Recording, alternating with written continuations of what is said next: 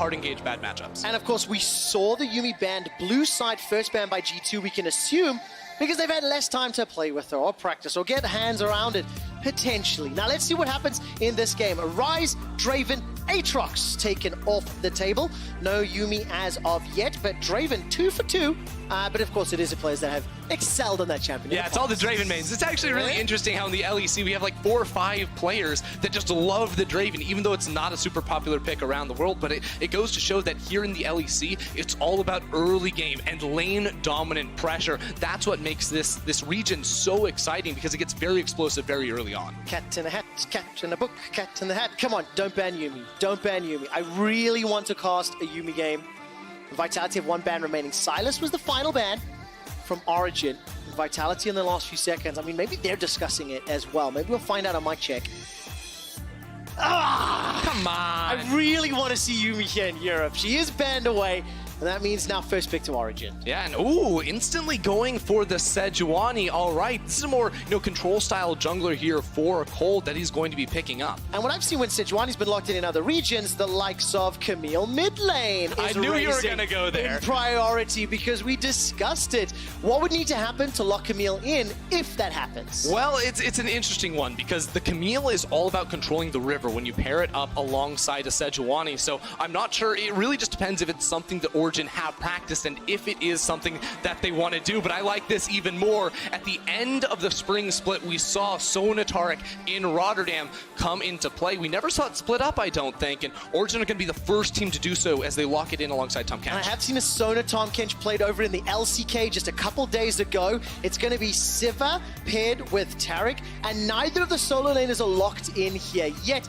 I actually think that Sona Taric, Sona TK game also had a Camille mid, if I recall correctly, but I would need to double check that. Let's take a look at the bans and talk about those solo lanes, because they both need to be locked in for both sides. Yeah, I think what Vitality need to be aiming for here is a very flexible option with their 4th pick right now, because if you do that on red side, you can, in theory, get 2 counter picks. You have the option once you see what Origen want to bring to the table to match up against that, and they're going to try and take away some of the very lane oppressive options at the moment, both sides actually, with the Nico as well as the Renekton being moved away. While we've got some time, tell me what Sona Tahm Kench is going to do different to Sona Taric, because I think we know Sona Taric, but this is different. Yeah, it is. The idea here really comes down between these 2 supports, where Taric is a level 6 type of champion that wants to use his ultimate as a delayed, very powerful team-wide defensive tool, whereas Tahm Kench with his W can come online a little bit earlier for those defensive properties and try to, pull Sona out of bad situations, but it will not have the same team fight presence as a Taric will. Got it. Earlier activation, slightly less bigger 5v5 power, so you're just trading power in different locations. Yeah, you also have the Tongue Lash too, so a lot of times we saw with the Taric, he would be farming in that lane because Sona would be going for the Kleptomancy and the Spell Thieves as well. So Tahm Kench rather can do sort of a similar thing with his Tongue Lash. All right, let's see how this works out. Of course, denying Tahm Kench from Jackal. Not that he would have played it with Taric locked in. Taric, I'll switch to Taric. Gangplank is going to be the final ban now, and Attila will need to lock in one champion for one of his solo lanes. We're anticipating that Olaf to go and Movi's hands once again fits his playstyle as well as that of Vitality's, and they've got themselves some insurance in Siva if the game decides to go late. Jace found himself in the ban pool in game 1, and it's secured here, most likely for Cabo in the top lane. Yeah, very interesting to see Vitality go for the Jace again. Of course, Cabochard loves this champion, but their first 3 picks seemed like they were aiming much more for a team fight style where they sort of ran in towards you. Instead, now I'm thinking the Sivir Taric should be playing a little more safely around the mid lane and setting up wave clear options, because what we expect now from Vitality is to pick a mid lane option with split pushed potential to play around those solo lanes, and you might get it. And exactly the case. Camille locked in with Sejuani. But how did you know? Not surprised. If anybody has watched LCK, or that's where I definitely found it out, this is something we're seeing a lot. But now, what do they pair with it? There's still a solo laner to lock in. I really hope they just put a top lane to mess with you. I'll be really disappointed. but we also saw Camille Fiora. That was a thing that we've seen a couple times.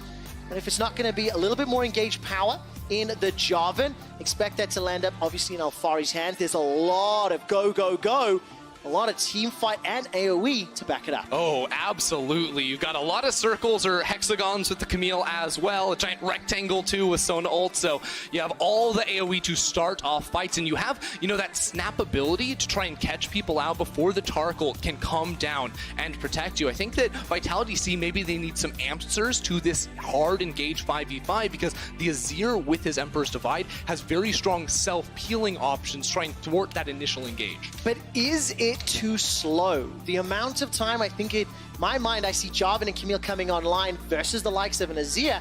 I have a little bit of fear in that matchup. So let's look at the team comps holistically and step back. What's your take? These are pretty wild here. Over on the side of Origen, I mean, the obvious, thing to point out is the Camille in the mid lane, but you have heavy team fight options. I think scaling into a side lane, Camille has very strong options as well, but you see so many melee champions next to a Sejuani, that means very strong early game ganking abilities. Whereas with Vitality, you see two very strong early game champions towards the top side of the map. We should expect to see Mowgli play through Cabo Shard and get him ahead. All right, unlock Cabo, he can unlock the Azir and the Sivir, and that's how you can unlock the win. It all sounds so easy when you put it that way, Ender. It all sounds so easy.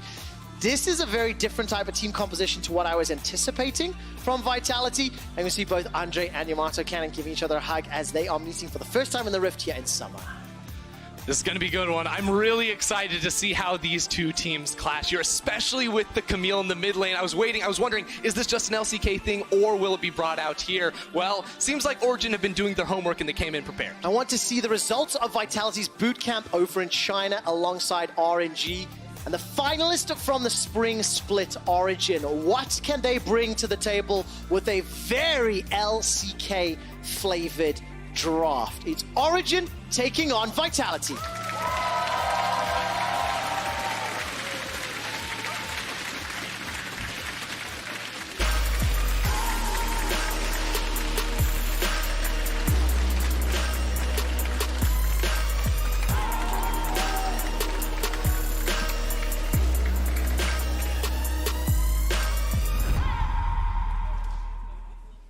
Thank you, Berlin, Germany. Every time we go into game, you guys give me a lot of volume and love, and it is very appreciated. And as soon as we're onto the Rift, Vitality are already heavily invading. They've moved 4 members all the way forward into the blue buff, but now they're split up. Nutek and Cold didn't quite see if they spot him on the way out. Yeah, this is something you'll see a lot with Olaf paired alongside a very strong top lane champion. You try to split the map early on and invoke vertical jungling. That's why you see this deep ward. But Origen, maybe they want to try to do something against it. It is very difficult, though, because Olaf at level 1 can reset his axes and duel just about anyone. Yeah. And that just makes it very difficult to win any of those fights, especially when you've got 2 supports at level 1. While they can Look what be they're powerful. doing, though. They're actually sitting their AD and support in mid lane for so long. They have teleport on Sona. They're really trying to force him away. All right, so really defending their jungle. Do you like this decision-making? And, of course, the cost is Attila is left alone in lane. He's going to get a couple autos and start shoving. But here's the thing. You're not actually losing anything because the lane should push into you. But look at this. This play from Attila is actually really smart, I think.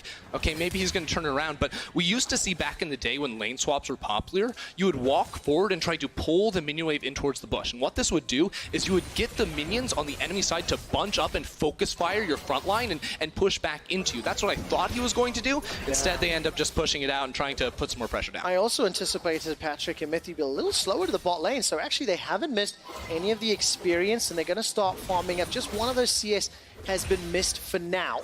Sona Tahm Kench, while it is a slightly different flavor to Sona Taric, we've seen the Relic Shield. We anticipate Mythy to start picking up some of those CS using the charge as early as possible, but what's the tempo of this duo and when we expect them to start turning around the aggression? Look, it's going to be very slow for a long time, but not with Mowgli. He saw Cold pathing down towards the bottom side. I want to get our eyes back on him because he's forcing Cold away from the red buff. Both junglers do have Smite, and both bot lanes are coming, but look, Jacktroll and Attila have hit level 2. Mythy and Patrick have not done that. No, definitely not. So that small advantage in pushing the wave maybe does give them that temporary advantage. By the way, Cold's pretty low. He's going to get the Smite onto the Krug. So now Mowgli's coming in. Undertow's available. Big exchange at the moment, fighting inside the Krug camp. Patrick's coming back. Mowgli, what is this decision? He's going to flash over the wall eats a power chord on the way out, and that was absolutely not worth it. Yeah, I mean, I really liked Mowgli's decision-making for a while there, and then as soon as he goes in towards the Krug camp and sees Cold get that, you just gotta leave, man, because there's nothing else left for you there. Mithy and Patrick had hit level 2, the mid lane wasn't being pushed in as hard, so ends up forcing away his flash and will cost him later on. Yeah, it really did. As we flash to the top lane, Cabo Shard goes into hammer form, jumps to the skies, puts the hammer down on Alfari and shoves him in. Small CS advantage as Alfari is catching a very large minion wave underneath his tower.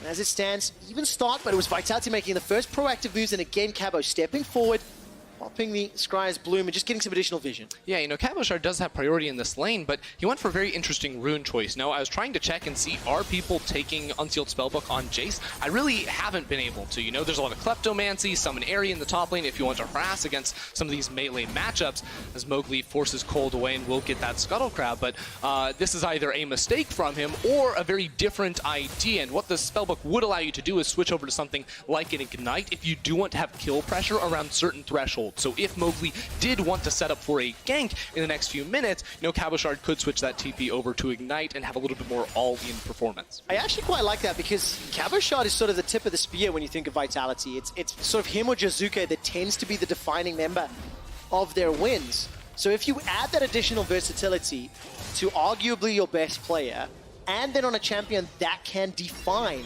the early to mid game, you know, it can work, assuming that was the reasons for it. As we catch comes down bottom, Mithy and Patrick being shoved in. Yeah, they are, and this is what you expect in the matchup, with Sivir just pushing in and Patrick just trying to pick up as much Kleptomancy procs as he possibly can. Now, I do think it's worth bringing up the mid lane matchup, because we talked a little bit in Champ Select about this Camille in the mid lane, but not actually in this game. And what you'll see a lot from Camille is pre-first base, you get pushed in, especially by any sort of ranged champion like this Azir. That would happen. As soon as that first base comes in, especially once you get the Tiamat, you can all of a sudden start pushing in this mid lane. And why Camille has such a high impact in games as a mid laner is because her early game scrapping and skirmishing is very powerful. It means you have a very high ability to find these 2v2s and control the river and try to fight for crabs. Oh, Mowgli's got no flash, remember. He's going to get jumped on. He's going to get caught.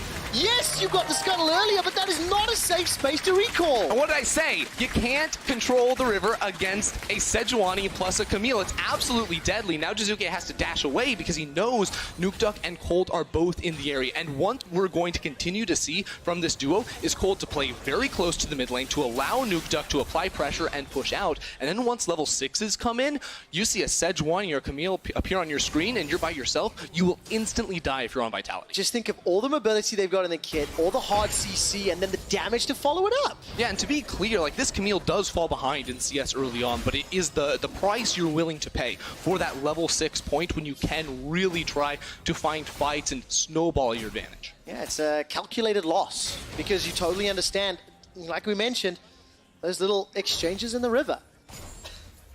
So Jizuke now will have Mowgli pop up behind him, and he has built up a 17 CS lead. Nukeduck could be able to farm himself under the tower now. But Origen, as it stands, they were gifted that kill. They were gifted the flash from Mowgli earlier. And despite Mowgli power farming, I have to question the decision making. Yeah, the early invade was an unfortunate one, I think, for Vitality, especially because you expect Mowgli to play aggressive, and it was such a good play for him at the start. But, you know, we said the flash was going to cost him. It did end up doing that in the end, and you see he still does have a lead up against Cold. You know, the gold maybe not going to say that entirely because of the first blood that did go Cold's way, but he still is able to apply pressure and invade, especially on the top side. He'll always be able to pressure top side because of how strong Cabochard is in these fights. See here, the tracking on towards Mowgli. Oh, he's just recalling there. Cold sees him, and you actually had Nukeduck trying to recall as well. This is just a greedy recall from Mowgli. The Nukeduck recall maybe is what set it off. I think if there had been some comms to say Nukeduck is backed, he's recalling, that instead is a little overconfident. But seeing those level of plays, Nukeduck, by the way, stepping way forward, takes a lot of damage. He realizes Jizuke has no mana, so there's no possible turnaround. And of course, Cold is waiting in the wings. So Nukeduck is really greeting to try and get his Tiamat finished. He has 1,100 gold at the moment. He needs 1,325, and he's not going to get it. No, not yet. The undertows come out. Jizuke being so low on mana. Yes, Nukeduck was greeting but there was a calculated amount because Jizuke would have needed multiple autos to get the kill. Exactly, but he needed the whole wave in order to finish off that Tiamat. Now that's going to make it more difficult for him to push out the lane and to be able to apply pressure alongside Cold. Is a 30 CS deficit too much? That is the lead that Jizuke has accrued for himself right now. And you can see it starting to show in those items, as you mentioned, the thrift shopping on that Tiamat, and nearly 400 gold the difference. I think that at this moment, it is too much, just because Nuktuk did not get that Tiamat, as we see bot lane. All right, see what happens. Patrick doesn't have access to the crescendo. Mithy's trying to get the Devour down. There's a gobble, gobble, gobble. Flash away from Attila. Jack Troll is going to be in trouble. The Cosmic Radiance comes down. That's a little bit of a damage mitigation. But here comes Mowgli. He's Ragnarocking and Ragnarolling. Mithy jumps on a Jack Troll. So far, it's the first kill for Vitality. Patrick and Mithy running for their lives. That's a defensive flash. Jack Troll's very, very low, and the heals from Patrick are doing work. Yeah, Patrick has heals, but he doesn't have the damage to try and turn it around. Origen tried to throw everything towards this duo of Vitality, but Mowgli was waiting. Now he gets chunked. Oh, he does indeed. A couple orders from Attila, as well as that undertow. Not going to be enough to pick up the kill, and Patrick getting close to crescendo. Jack Troll and Mowgli going back away. Vitality on the board of the kill. Yep, they're able to respond right there. Mowgli is all of a sudden back in the game, using this Olaf to flash and pick up his axes to continue the fight on towards Cold right there. See Patrick actually really trying to step up and cancel that recall, but he's not going to find any luck. And of course, it's important to note that the effective gold in the duos is in the advantage of Origen. You can see those CS numbers. When you add both of them together, it's around plus 500 gold to Origen, and this is how the exchange started. Yeah, so Attila steps very far forward and gets hit by the tongue lash. This means Origen are going to call in the play, but watch when the Cosmic Radiance comes down here from Tarek. It's enough so that when he flashes away, he can't avoid it. Now mid! Oh, there's the exchange. Jizuke's already used the Emperor's Divide, and with the help of Cabochon, that's the second kill for Vitality. They take the lead as far as Gold is concerned. Cold is pushed away, but we didn't see the setup. It's the MVP of Vitality, Cabochard, using that pressure and translating it to something else around the map. You can see he's not smashing his 1v1 matchup. It's a 5 CS lead, and he's sacrificing that so he can move down and get Jizuke ahead. Man, it's such a unique game to cast because at 10 minutes, Vitality have turned this small mistakes from Mowgli around. They're up 1,000 gold. CS advantage is gigantic for Jizuke in the mid lane. But technically, Patrick and Mithy, with their duo and their double support items, they're actually ahead in gold. And we're going to see that kill in the mid lane. I mean, Nuktak, he just went for the exchange and got shoved back. Yeah, Cabochard was on the way. You see 3 control wards lining that river so that Cabochard can make that move down without being seen by anyone. I mean, Nuktuk probably thought he was just going for a reset, did not expect this Jace to just suddenly show up in the mid lane. Jace, of all people, has no CC, no hard CC really on that kit to try and set up for that gank, but he made it work. Well, this is a good position if you are Vitality. Getting your sort of late game carry of Azir into a very comfortable position, despite the fact that Attila and Jack Troll did, struggle a little bit as far as the early stages. They're falling behind in gold, as I mentioned.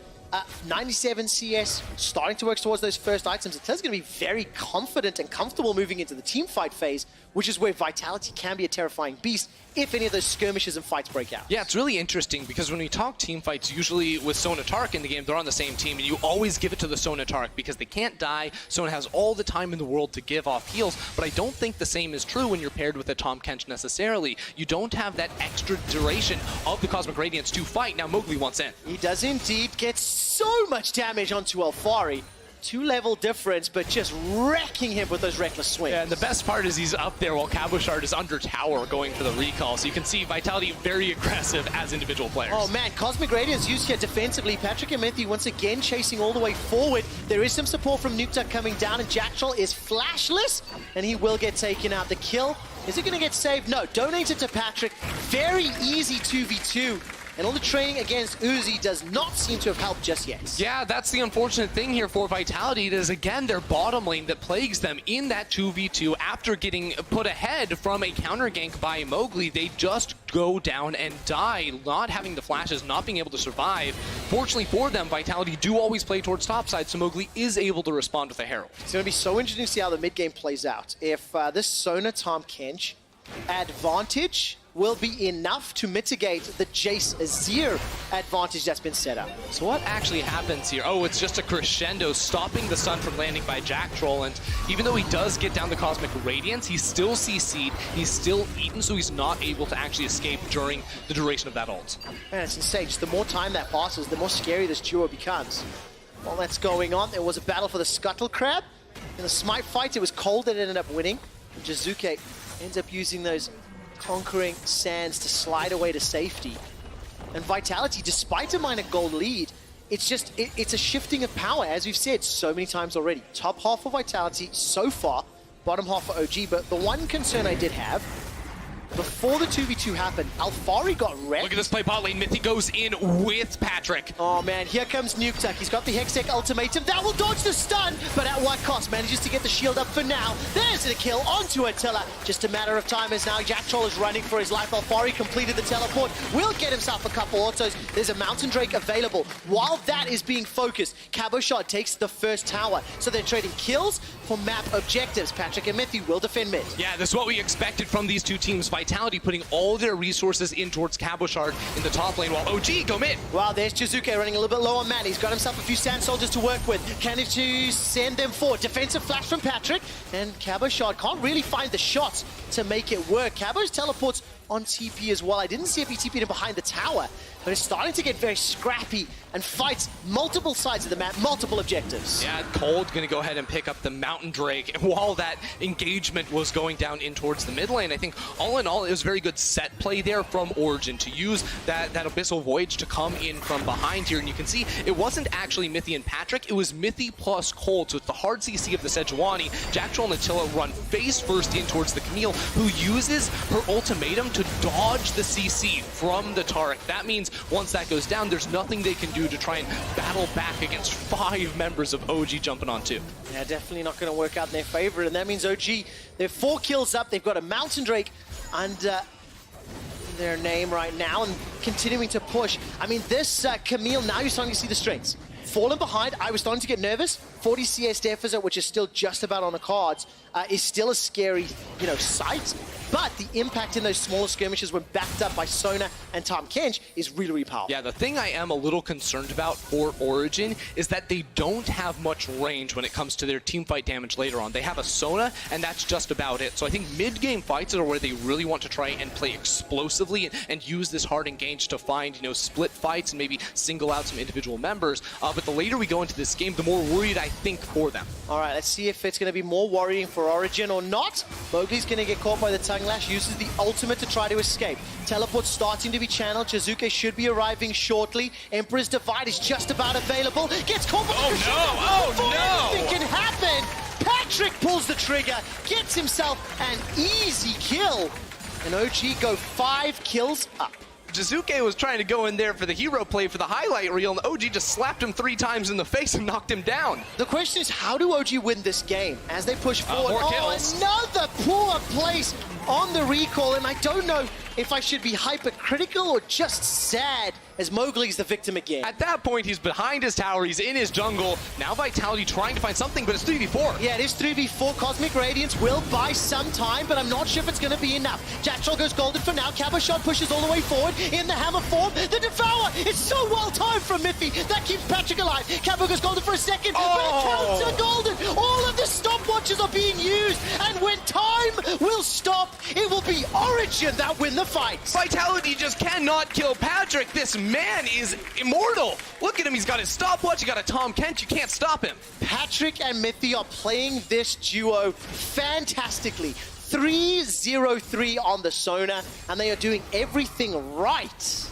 Oh, they absolutely are, and they just need to keep pushing the pedal to the metal here. Usually you think of Origen as the more calm, calculated team. They set up for maybe a little bit later in the game. No. They decided they're going to go hard and heavy. They go for the Camille in the mid lane. Patrick now on the Sona is 3-0-3. They have all the CC. Just throw it at Vitality and try to knock them out early. And I'm going to go back to the question. How do Origen win this game? You don't have a traditional tower pusher. Obviously, you've got the split pusher in Camille. That's one option. but it's definitely a non-standard type of comp when it comes to getting past inhibitors and then the Nexus. Yeah, it's a combination of now, once Reno approaching the 20-minute mark, using Camille more in a side lane with their teleport, and just grouping up death balling and finding fights. You have so many key ultimates, they're going to go for another. Well, there's your death ball example. It's going to be enough to push Jizuke away. Abyssal Voyage used. It's not the hugest of cooldowns, but it is technically a failed engage. It's going to be just under 2 minutes before Mithy can use that one again. And I'm looking at flashes other than Mithy. There's a lot of flashless targets that are available to pick actually on both sides of the rift because of this, the constant skirmishing. And it's way more worrisome for Vitality not to have summoners than it is for Origen to be missing them, because they have a lot of defensive tools. They're the ones that are also going to be wanting to play on the aggressive. They're the ones that will, trap you inside a Cataclysm, that will catch you out with their Crescendo, and you won't be able to react to anything if you don't have that flash. So Vitality have to be very cautious, and I think have to put very forward vision as well to spot out the engages from Origen before it's too late. Yeah, and I mean, if you're Jizuke, you absolutely want that to happen, right? There was an example of him teleporting down a few moments ago, getting caught by the Crescendo, and just getting done. So we're getting to 20 minutes. It is still an incredibly close game. 1,000 gold separates these teams. Cabo Shard on this Jace. He's got the Black Cleaver, Ghostblade completed. He's up 30 CS. Maybe he can be the pressure tool that Vitality can leverage while the recalls are completing here on the side of Origen. Nukeduck again playing very far forward. He's clawed his way back into the game. And once this game wraps up, we'll see Rogue versus Misfits.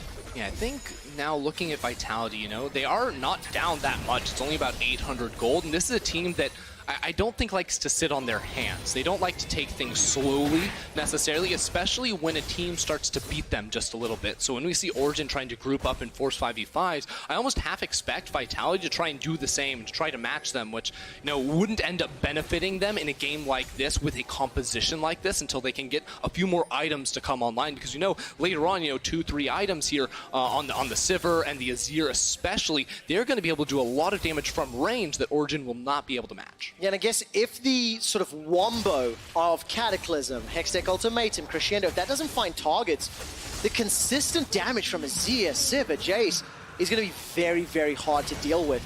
Now, admittedly, every time Origen have pulled the trigger, they found the kills. So, all credit to them. This tower secured by Nukeduck will even it up at 2 towers apiece. While that was happening, Vitality secured themselves that Cloud Drake. Cabo Shard doing pretty well at just pushing in these waves again. So the main benefit Origen have right now is that they win team fights and they win 1-3-1. And you might say, well, Jace is actually beating Alphari down bottom lane, and that is technically true, but because Origen have such a strong core, Patrick, Mithy plus Cold, as well as that Abyssal Voyage, they can push up and then make plays. Yeah, just like that. Initial Fissure comes out, a lot of damage, but Cosmic Radiance, once again, Jacktroll's been very good with those Cosmic Radiances every single time, securing the important members, timing it correctly, not waiting to pull the trigger, but it's used defensively and running away. Yeah, they do get Jizuke's flash right there, and this is a very smart play from Origen, because the next thing they need to tick on the box to winning the game is knocking down this mid lane outer turret. This gives so much safety and control over Vitality's own jungle that if they can keep it up, they can really stop OG from trying to find these aggressive plays inside their half of the map. And we have to keep an eye on the teleports, because not only do you mention unlocking the map, but there's 3 teleports currently on the side of Origen. Spellbook for Mithy, so he can pick one up if necessary. 3 currently on the side of Vitality, and Cabo sitting with a cleanse for now. Obviously, he can cycle through those summoner spells thanks to his own spellbook. But the Baron Dance has begun, and for the first time in a little while, Origen are pushing some vision into Vitality's territory, as the observers are highlighting right now. There was a line of defensive pink wards for OG on the northern quadrant of the map there by their blue buff, and they're slowly starting to etch that just a little further forward if they want to play around any of those objectives in the next few minutes. And all Origen want to do is play around objectives and play around fights. What is causing them a little bit of uncomfort, they're getting discomfort. Them a little discomfort, there you go, is not having this mid lane tower down. Yeah. Because again, they don't have the siege tools. You have 4 melee champions and a Sona. That's not necessarily the best when it comes to sieging. And you can almost argue, maybe it comes down to the 40 CS advantage that Jizuke was able to accrue. He was able to farm himself up to a pretty comfortable spot. By the way, if we're looking at itemization, Patrick on this Sona has got himself the Lichbane after Archangels, and he, with the help of Mithy, will just about take this tower down. One more power chord will do it. Here comes Vitality, defensive flash. That was greening for the tower, but it might just be worth it. Cataclysm will get interrupted by the Emperor's Divine, but there's just not enough survivability. Jack Short's Cosmic Radiance was unavailable. Oh, get back in here! Jizuke, get back here! Patrick with the triple kill. Baron is spawned. We're just 22 minutes into the game, but it was the 5v5 around the mid lane that Origen used to blow it wide open. Ain't nobody escaping Origen's baby cage, and after 4 kills, they turn to Baron. Oh, it just falls apart like that for Vitality. Origen get everything. They even send Nuke Duck to take a tower down in the mid lane as well. The team fight came to fruition, and they pulled it off. And you said it 5 minutes ago. Vitality need vision to prevent the Origen engage.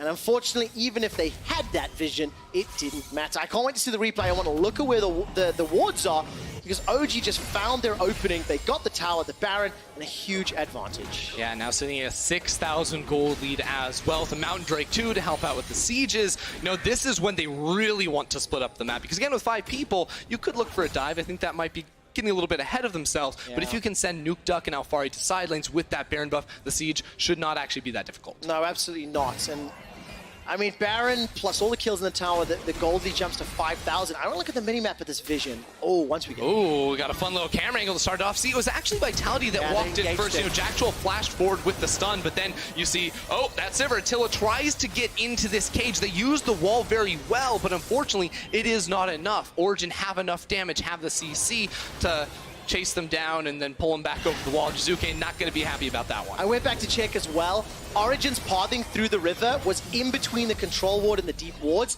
so a number of Origen members just snuck up towards that mid lane tower. Look at this! And they got there quicker than Vitality could expect. Cabashot will go down, and Cosmic Radiance will land up to Jizuke. Now he's in a 1v3. Crescendo catches him out. Mowgli's going to arrive. Attila's going to get teleported on top, and it is all falling apart. Vitality are trying to chase the loss, trying to turn the game around, and it is simply not happening. Look at them go! They're not going to stop! Simply too far.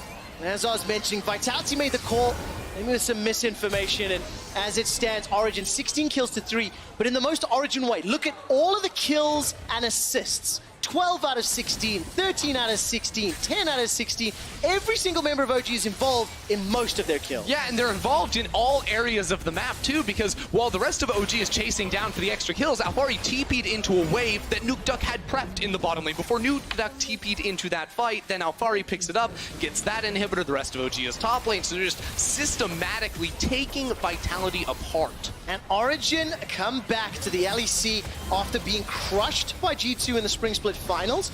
The 2 finalist teams making very big statements to start their Summer Split campaigns. Inhibitor in the top will fall after the one in the bottom, and Origen can now start to back away. It is a different style of team comp, but it has been executed very well in the Origen camp. Yeah, I don't think Origen want to recall. They have 1 more minute with the Baron buff. They're looking to end it. Yeah, they absolutely are. Crescendo is available. Hextech Ultimatum's a couple seconds away, and Cataclysm will be used if necessary.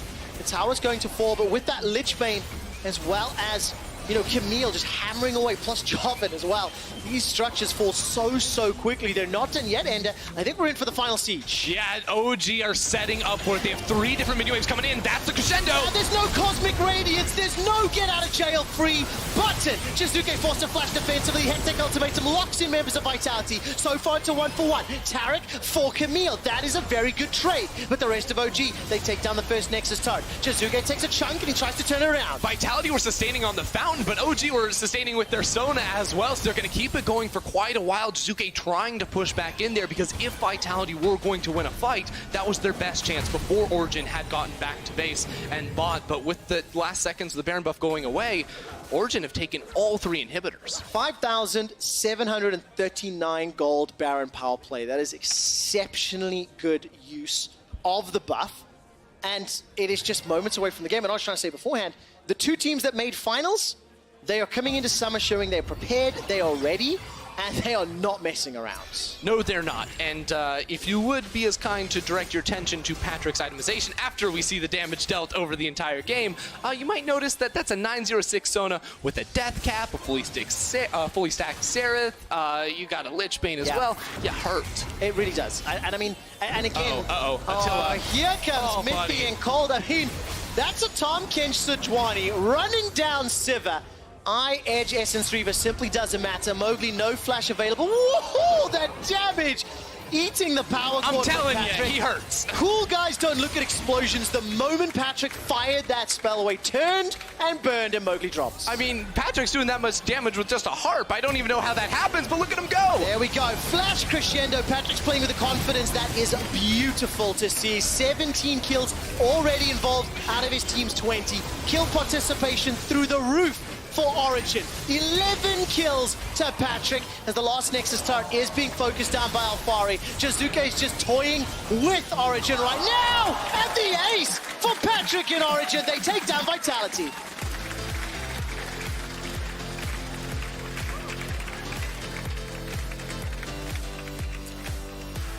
Extremely impressive performance from the bot lane of OG. After hearing Mithy talking in the preseason videos about refinding his energy for the split and seeing the two of them play a very unique new bottom lane. They played it so well. Yeah, I mean, when you remember back to when they played against Fnatic and G2 back in Rotterdam, they had all the answers to the Sonatera combination. This time, even though it wasn't a new champion necessarily, they were willing to split it up. So the practice has definitely paid off for this team, and it is not a slow start like they did in spring. They are right out of the gates. Yeah, right at the gates, new comp, confident play.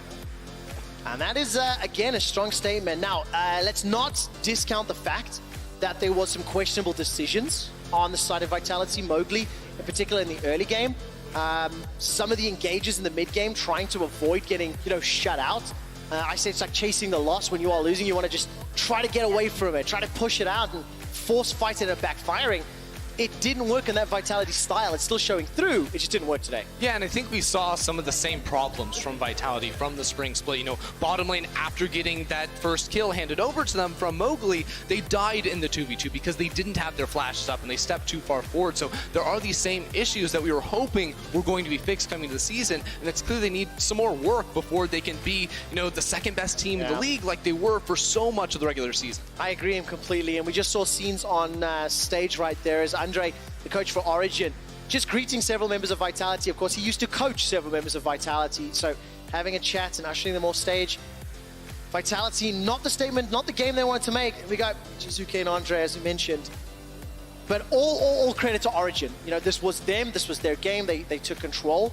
Despite having problems in the top half of the map, it literally did not matter. Despite Camille in the mid lane falling 40 CS down, they found the skirmishes they needed. They were extremely proactive, especially with Tom Kench. Look, what did we say? We said Alfari was a very good weak side top laner. He had a bad matchup. He didn't fall too far behind. They had a unique flair coming in with the Camille mid lane that they showed they knew how to play. Even if you fall behind in CS, you have such powerful team fight presence. And then the bottom lane, again, went as expected in favor of Origen. They came in with all those same ideas and executed. Well, you talked about the team fights. I actually want to take a look at the one that led to the Baron for Origen. And if this one starts where I'm expecting, it's just in the mid lane. And look at the vision. OG sneak their way through to catch them unawares. Yeah, Vitality think that they have the chance to force this hard engage. And I think, to an extent, you have some cool ideas here. Trying to use the Emperor's Divide to buy space for the extra damage you're going to be pumping out with the Sivir and an Azir. But unfortunately, there's just too many tools that Origen are throwing at them. So they can't survive. Even if the Cosmic Radiance comes up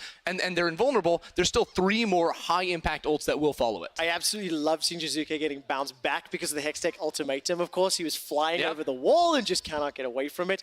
So Origen and G2, the finalists from spring, will be playing tomorrow in our match of the week. It'll be the final game of the day.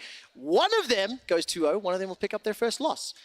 Key player of the game at LEC Esports, Nukeduck, Patrick, and Mithy. And this is really tough because kill participation was so high. They won as a team, even though individuals, did have to make some cool plays. Yeah, you got cool champions in the mid lane. You can value that. You got tons of damage from that Sona, or you have the Mithy Tom Kench that was flying all over the place and making some big plays. Well, let's see exactly what Mithy and his Tom Kench has to say as he's standing by on stage with Law.